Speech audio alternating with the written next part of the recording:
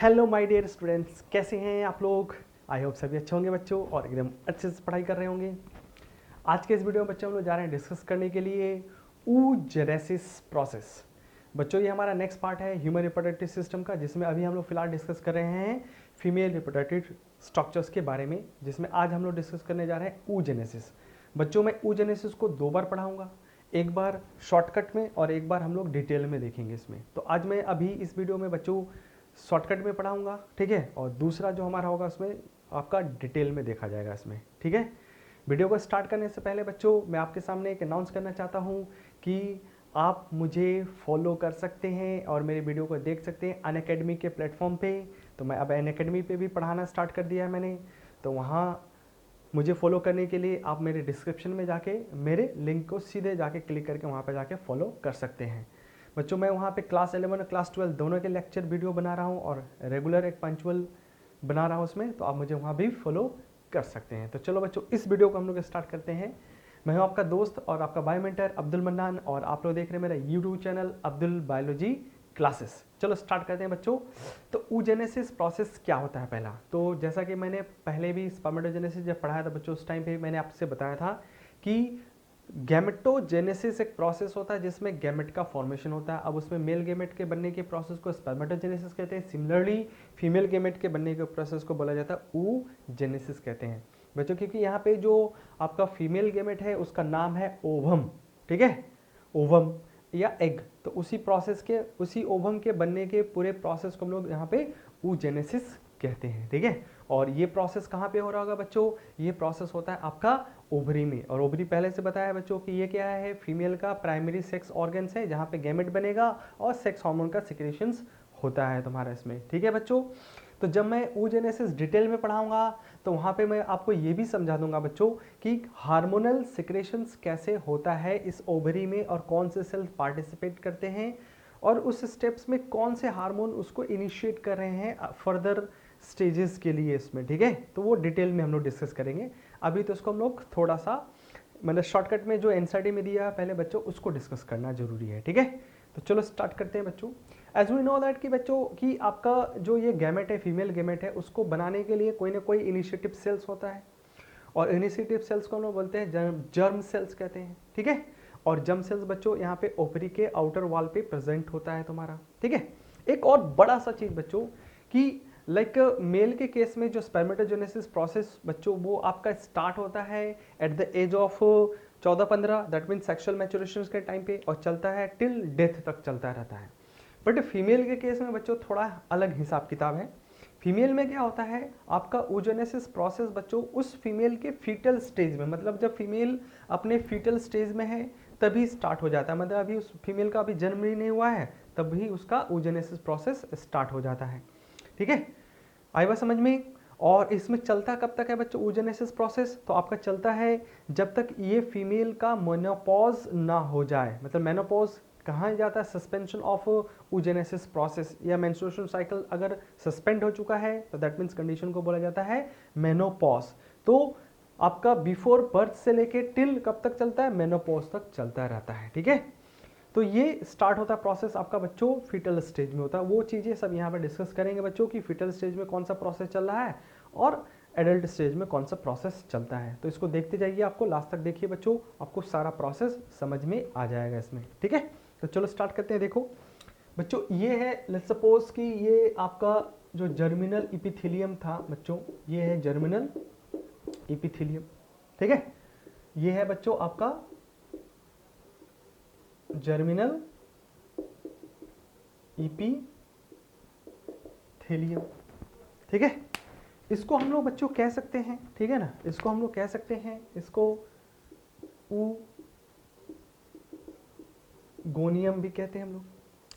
और इस गोनियम का बच्चों यहाँ पे माइटोसिस डिवीजन होता रहता है, ठीक है। और इससे और भी ज़्यादा उगोनिया का फॉर्मेशन होता है। तो ये भी क्या है आपका उगोनियम है, उगोनिया है तुम्हारा इसमें, ठीक है।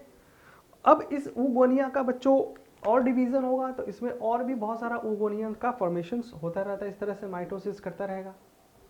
अब फाइनली माइटोसिस होके अब ये डिफ्रेंशिएट हो जाता है। मान लो यहाँ पे क्या हो गया इसका, डिफरेंशिएशंस हो गया। तो डिफरेंशिएशन जब होता है तो ये बना लेता है बच्चों इस तरह से, आपका बना लेगा प्राइमरी oocyte का फॉर्मेशंस कर लेता है, प्राइमरी oocytes का फॉर्मेशंस कर लेगा। अब यहाँ पे स्टार्ट होगा बच्चों आपका मियोसिस। तो यहाँ पे मियोसिस इस तरह से बच्चों ये हो गया आपका मियोसिस 1। अब मियोसिस जब 1 होता है बच्चों तो यहाँ पे 2 सेल्स बनता है, बट यहाँ पे एक सेल्स बड़ा और एक सेल्स छोटा हो जाता है। ठीक है, एक सेल्स बड़ा और एक सेल्स छोटा हो जाता है। ठीक है, आई बात समझ में। लेकिन यहाँ पे एक ट्विस्ट है बच्चों, जब ये मियोसिस 1 होता है तो यहाँ पे थोड़ा सा हम लोग एक्सटेंड कर लेते हैं। एक ट्विस्ट क्या है वहाँ पे, फीटल स्टेज और एडल्ट वाला जो ट्विस्ट था उसको हम लोग यहाँ पे करते हैं। इसमें मियोसिस 1 जो बच्चों इनिशिएट हो चुका है लेकिन ये सस्पेंड हो जाता है। तो यहाँ से एक लाइन खींचता हूँ बच्चों मैं, इसके ऊपर है ये फीटल लाइफ है और इसके नीचे बच्चों है आपका एडल्ट स्टेज है। तो फीटल लाइफ में जैसे मियोसिस 1 स्टार्ट होता है तो मियोसिस के प्रोफेज में, ठीक है ना, किसमें बच्चों, ये प्रोफेज 1, और प्रोफेज 1 में भी बच्चों कहाँ पे पर्टिकुलरली डिप्लो, ठीक है ना, डिप्लोटीन स्टेज में आके ये अरेस्ट हो जाता है। तो यहाँ पे क्या हुआ, टेम्पोररी अरेस्ट हो गया, यहाँ पे टेम्पोररी अरेस्ट हो गया है। ठीक है, तो ये जो इसके पहले वाला जो बच्चों ये फीमेल का फीटल लाइफ है, क्या है, फीटल लाइफ है। ठीक है, अब फीटल लाइफ के बाद जब ये इसका बर्थ होगा यहाँ पे, फिर जब ये एडल्ट हो जाएगी, दैट मीन्स जब उसका सेक्सुअल मैचुरेशन हो जाता है तब आके बच्चों यहाँ पे मियोसिस 1 जो है वो कंप्लीट होता है और यहाँ पे 2 सेल्स बनता है। ठीक है, 2 सेल्स में से बच्चों एक सेल्स छोटा और एक सेल्स क्या हो जाता है, बड़ा बनता है। तो जो बड़ा सेल्स है इस बड़े सेल्स का नाम है बच्चों यहाँ पे सेकेंडरी, ये था आपका प्राइमरी oocyte, अब इसका नाम है बच्चों यहाँ पे सेकेंडरी oocyte। जगह की कमी की वजह से मैं यहाँ पे एबरेशंस यूज़ कर रहा हूँ, सेकेंडरी oocyte। और ये जो स्ट्रक्चर है बच्चों इसको बोला जाता है प्राइमरी, ठीक है, polar body, primary polar body कहते हैं। ठीक है बच्चों, अब क्या होगा यहाँ पे, इस सेकेंडरी oocyte में मियोसिस 2 होता है और यहाँ पे फिर से ट्विस्ट है। मियोसिस 2 में ध्यान रखना, यहाँ पे मियोसिस 2 में, ठीक है, ये सॉरी मियोसिस 2 के प्रोफेज मेटाफेज, मेटाफेज 2 में फिर से ये अरेस्ट हो जाता है। ठीक है, फिर से क्या हो जाएगा, ये टेम्पोररी अरेस्ट हो जाता है। और कब तक अरेस्ट रहेगा, जब यहाँ पे स्पर्म इंटर करता है बच्चों, स्पर्म एंट्री करेगा तब जाके ये मियोसिस 2 को क्या करता है, कंप्लीट करता है तुम्हारा इसमें। तो अब क्या होगा इसमें मियोसिस, ठीक है ना, मियोसिस 2 जो है बच्चों ये कंप्लीट होता है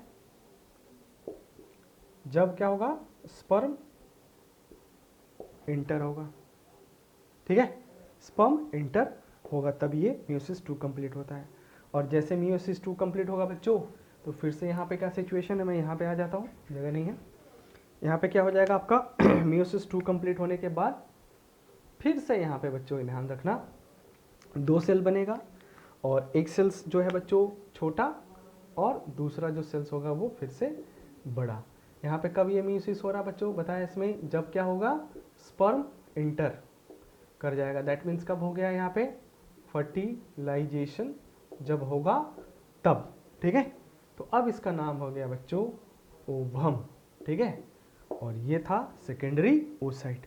तो फर्टिलाइजेशन बच्चों, फर्टिलाइजेशन के टाइम पे सेकेंडरी oocyte पार्टिसिपेट करता है और उस टाइम पे ओवम बनता है और ओवम बनने के बाद तुरंत इसमें बच्चों क्या होता है, फीमेल मेल का न्यूक्लियस होगा, दोनों फ्यूज होकर जाइगोट बना देगा। और ये जो स्ट्रक्चर था बच्चों यहाँ पे हम लोगों ने बोला था इसको प्राइमरी पोलर बॉडी, उसी तरह से ये क्या हो जाएगा तुम्हारा सेकेंडरी पोलर बॉडी। तो एक क्वेश्चन यहाँ पे बन सकता है बच्चों कि कितने पोलर बॉडी बनते हैं, how many polar body will form. तो यहाँ से देख कर कितना लग रहा है, एक ये हो गया और एक ये हो गया, दो हो गया। बट यहाँ पे नंबर बच्चों आपको अगर पूछता है कि कितने पोलर बॉडी बने हैं, तो नंबर अगर पोलर बॉडी का बताना है, ठीक है ना, किसका, पोलर बॉडी का, तो ध्यान में रखना आपको बोलना है 2 या 3 बोलना है। कितना, 2 या 3 पोलर बॉडी बनता है। 2 तो समझ में आ रहा है, एक ये और एक ये, 2 हो गया, ठीक है। तीसरा मैं इसलिए बोल रहा हूँ कि इफ समहाउ, ठीक है ना, अगर ये प्राइमरी पोलर बॉडी भी मियोसिस 2 कर लेता है, ठीक है, कर ही सकता है, मियोसिस कर लेता है, तो 3 सेल्स हो जाएगा, 2 यहाँ पे और एक यहाँ पे, 3 हो गया। बट कभी कभी क्या होता है, ये कर नहीं पाता है। क्यों नहीं कर पाता है, कि उसका साइज बहुत छोटा होता है, साइटोप्लाज्म बहुत कम होता है, तो न्यूट्रिशनल डेफिशिएंसी की वजह से ये सेल्स मर जाएगा तुम्हारा इसमें, ठीक है, मर भी सकता है, ठीक है। तो उस केसेस में ये मियोसिस सेकेंड करेगा नहीं, उससे पहले खत्म हो जाएगा, तो सिर्फ 2 पोलर बॉडी बना, ठीक है। तो आंसर क्या हो जाएगा, 2 भी सही है और 3 भी सही है पोलर बॉडी। अब एक सवाल है बच्चों कि यहाँ पे ये पोलर बॉडी छोटा है और ये जो आपका सेकेंडरी उसके बाद ओवम काफ़ी बड़ा साइज होता है इसके कंपेयर में, तो बड़ा क्यों है, तो सीधा सीधा इसका जवाब है बच्चों कि इसका जो भी साइटोप्लाज्म है वो सारा साइटोप्लाज्म किस में रह गया है, इस सेकेंडरी में, और सेकेंडरी से बाद फिर किस में, आपका ओवम में रह जाता है। देखो बच्चों, ओवम ही अल्टीमेटली जब जाइगोट बनाएगा, और जाइगोट अल्टीमेटली जब एम्ब्रियोनिक डेवलपमेंट होता है, तो इनिशियल डेवलपमेंट के टाइम पे उसको एक्सटर्नली कहीं से न्यूट्रिशन नहीं मिलता है। तो पहले से ही जब एम्ब्रियोनिक डेवलपमेंट पहले स्टार्ट होने वाला, तो वो पहले से ही, दैट मीन्स ओवम पहले से ही न्यूट्रिशंस की व्यवस्था कर लेता है, जो भी चाहिए उसको रिक्वायरमेंट को वो अपने आप को कहीं ना कहीं से स्टोर करके रख लेता है, और उसी स्टोर फूड को क्या करता है, उसी स्टोर साइटोप्लाज्म्स को यूज़ करता है इनिशियल क्लीवेज के टाइम पे या इनिशियल एम्ब्रियोनिक डेवलपमेंट के टाइम पे यूज़ करता है तुम्हारा इसमें। इस वजह से जो एग का साइज़ होता है बच्चों वो काफ़ी बड़ा होता है। स्पर्म्स में तो कोई पार्टिसिपेशन नहीं है इसमें, जाइगोट डेवलपमेंट में उसका तो सिर्फ न्यूक्लियस ही चाहिए होता है और आपका प्रॉक्सिमल सेंट्रियोल चाहिए होता है। बट यहाँ पे इस एग का पूरा साइटोप्लाज्म चाहिए होता है बच्चों इसमें, समझ में आ रहा है। तो इस वजह से इसका एग का जो साइज होता है छोटा होता है बच्चों इसमें, ठीक है। तो समझ में आएगा कि ये छोटा क्यों होता है और ये पोलर बॉडी छोटा क्यों होता है और ये एग बड़ा क्यों होता है इसमें, ठीक है। तो ओवरऑल क्या पता चला बच्चों कि यहाँ पे 2 स्टॉपेज है, 2 अरेस्ट है। एक अरेस्ट होता है मियोसिस 1 के टाइम पे और एक अरेस्ट होता है मियोसिस 2 के टाइम पे। तो मियोसिस 2 के टाइम पे यहाँ पे आपका बच्चों ध्यान में रखना किस फेज में होता है, तो मेटाफेज में होता है। तो यहाँ पे एक्चुअली में क्या बना हुआ था, मेटाफेज प्रोमोटिंग फैक्टर बना होता है। अब जब मेटाफेज प्रोमोटिंग फैक्टर ब्रेकडाउन होता है, स्पर्म जब इंटर होगा तो मेटाफेज प्रोमोटिंग फैक्टर ब्रेकडाउन होता है और एनाफेज प्रोमोटिंग कॉम्प्लेक्स का फॉर्मेशन होता है, जिससे ये मेटाफेज से एनाफेज एंड देन टेलोफेज में जाके मियोसिस 2 को कंप्लीट करवाता है। और यहाँ पे ये अरेस्ट रहता है, कितने टाइम के लिए अरेस्ट है, कोई बता सकता है बच्चों आप में से, ठीक है ना। अगर आता है तो कमेंट करो पहले, अभी वीडियो को देखने से पहले, उसके बाद बताना सही था कि नहीं था। यहाँ पे क्या है, ये अरेस्ट है 14 साल के लिए। कैसे, देखो फीटल लाइफ है, फीटल का जब बर्थ होगा तो अब उसके बाद जब सेक्सुअल मैचुरेशन होता है तब होता है बच्चों ये, ठीक है। आई बात समझ में। तो ये जब जो फीटल जब एडल्ट हो जाएगी तब ये होता है, ध्यान में रखना। तो दैट मीन्स एडल्ट होने में यहाँ पे कितना टाइम लग गया बच्चों, करीब करीब 13 से 14 साल लग जाएगा जब फीमेल का सेक्सुअल मैचुरेशन होता है। तो ये 13 to 14 ईयर्स के लिए अरेस्टेड था और ये तो जस्ट फर्टिलाइजेशन के स्पर्म एंट्री के लिए इसमें, ठीक है। तो इतना भी ध्यान रखना कि किसी फीमेल में अगर पूछता है ओवम कितना बनता है, अगर खास करके बोला कि ओवम कितना बनता है, उसके 2 बच्चे हैं या 3 बच्चे हैं, तो जितने बच्चे हैं बच्चों उतना ही ओवम बना। अगर 2 बच्चे हैं तो उतना ही ओवम बना, क्योंकि उसी एग को मियोसिस 2 कंप्लीट करने का चांस मिला है। अदरवाइज उसमें फीमेल्स में हर महीने क्या बनता है, सेकेंडरी oocyte बनता है और मेंस्ट्रुअल फ्लेयर के साथ ये भी रिलीज हो जाता है, एंडोमेट्रियम से बाहर चला जाएगा तुम्हारा इसमें, डिजेनरेट हो जाता है, मर जाएगा तुम्हारा इसमें, ठीक है। तो ये था बच्चों आपका oogenesis शॉर्टकट में। तो आई थिंक समझ में आ ही गया कि शॉर्टकट कितना लंबा है, ठीक है। तो दैट मीन्स अब इसके बाद जब हम लोग डिटेल में oogenesis प्रोसेस पढ़ेंगे तो उसमें थोड़ा और भी बहुत सारी चीज़ें सीखेंगे बच्चों। स्पेशली वहाँ पे हार्मोनल रेगुलेशन मुझे समझाना है और कौन से हार्मोन कब सिक्रेट होते हैं और कैसे सिक्रेट होते हैं वो मुझे समझाना है, ठीक है। और साथ में ये प्रोसेस तो चलता ही रहेगा, ठीक है। तो उसको भी देखते हैं बच्चों उसमें, ठीक है। तो वीडियो को मैं यहीं पर समाप्त करता हूँ क्योंकि लंबा हो जाएगा बच्चों। तो वीडियो कैसा लगा है कमेंट करके बताइएगा बच्चों। अच्छा लगा हो तो लाइक और शेयर करिएगा, और आप लोगों में से जो भी नए बच्चों मेरे चैनल को सब्सक्राइब करिएगा, ठीक है। और बेल आइकन जो है वहाँ पे उसको भी प्रेस कर दीजिएगा, ताकि जब भी मैं नया वीडियो डालूँ तो उसका नोटिफिकेशन आपको मिल जाए बच्चों, ठीक है। तो चलो हम लोग मिलते हैं नेक्स्ट वीडियो में, तब तक के लिए ऑल द बेस्ट बच्चों, बाय।